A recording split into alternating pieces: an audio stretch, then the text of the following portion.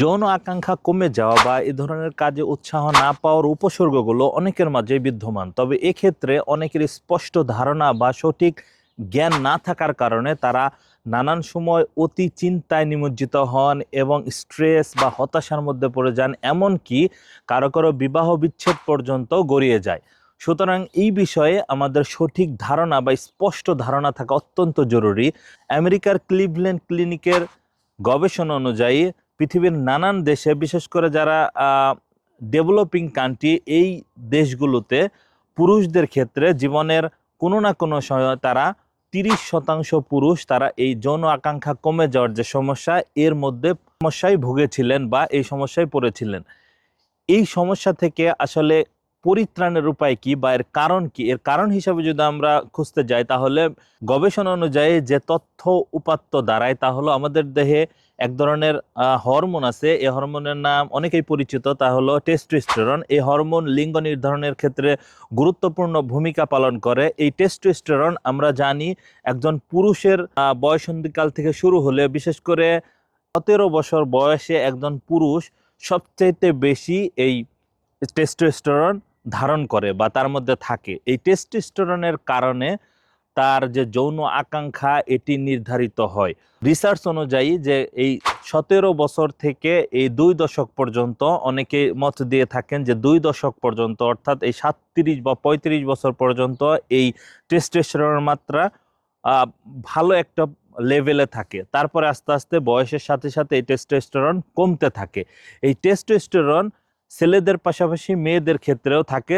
বিশেষ করে মেয়েদের এই টেস্টোস্টেরনের মাত্রা অনেক কম থাকে, ছেলেদের ক্ষেত্রে অধিক মাত্রায় থাকে। এই টেস্টোস্টেরনের সমস্যার কারণে সাধারণত এই যৌন আকাঙ্ক্ষার যে বিষয়টা এটি নির্ধারিত হয়। টেস্টোস্টেরনের বিষয়ে আমরা আরো গুরুত্বপূর্ণ কিছু তথ্য তুলে ধরতে পারি। সেক্ষেত্রে টেস্টোস্টেরন কেন কমে এবং এই কমা আমরা কিভাবে রোধ করতে পারি, অর্থাৎ টেস্টোস্টেরন আমরা কিভাবে বাড়াতে পারি আমাদের শরীরে যদি অতিমাত্রায় অ্যাবনর্মালি যদি কমে যায়। সেক্ষেত্রে মনে রাখতে হবে, যদি আপনি অধিক মাত্রায় কার্বো কিংবা গ্লুকোজ জাতীয় যে খাবার, বিশেষ করে ভাত, রুটি, মিষ্টি, চিনি জাতীয় খাবার যদি অধিক মাত্রায় গ্রহণ করেন, অর্থাৎ একটা নির্দিষ্ট লেভেলের চাইতে অনেক বেশি পরিমাণে আপনি ইনটেক করেন বা আপনি একদম অ্যাডিক্টেডের মতো হয়ে যান, যে অনেকেই আছে যে মিষ্টি অনেক পরিমাণে বেশি খায়, চিনি অনেক বেশি খায়, তাদের ক্ষেত্রে হয়তোবা তাদের বয়স কম থাকার কারণে তারা বুঝতেছে না, কিন্তু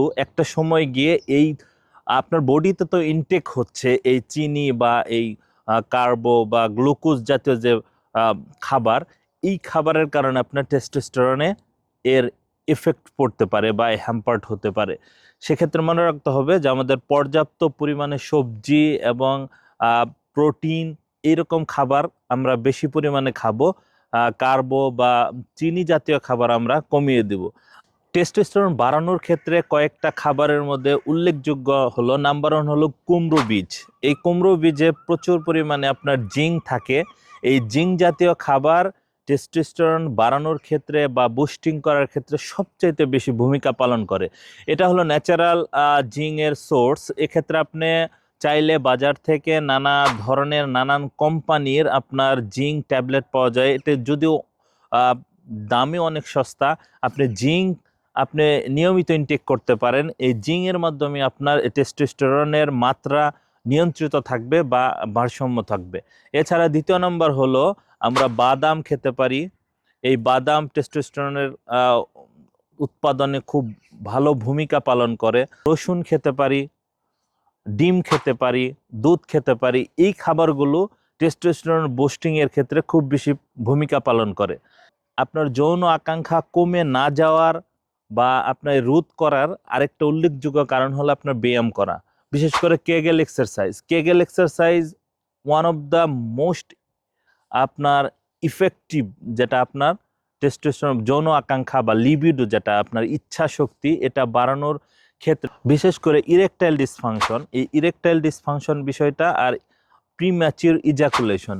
প্রিম্যাচিউর ইজাকুলেশন মানে আপনার নির্ধারিত সময়ের আগেই যদি আপনার বীর্য আউট হয়ে যায় বা আপনি নির্ধারিত সময়ের আগেই আপনি যদি আপনার লক্ষ্যে পৌঁছাতে না পারেন, এই বিষয়টাকে প্রিম্যাচিওর ইজাকুলেশন বলা হয়। আর ইরেকটাইল ডিসফাংশন যেটি, যে আপনার লিঙ্গ উত্থানজনিত সমস্যা, যা আপনার উত্থান হয় না, মানে উঠে দাঁড়ায় না, এই লিঙ্গ না দাঁড়ানোর যে সমস্যা, এটি সাধারণত আমাদের কেগেল এক্সারসাইজ বা আমাদের কিছু মাসেল আছে, যে কোর মাসেল, এই অ্যাবডোমিনাল রিজিয়ন, ব্যাক রিজিয়ন, এই রিজিওনাল মাসেলগুলো আমাদের পেলভিক ফ্লোর নামে পরিচিত। এই পেলভিক ফ্লোর মাসেল যদি আপনার উইক থাকে অত্যাধিক পরিমাণে, তাহলে আপনার এই প্রবলেমগুলো দেখা দিবে।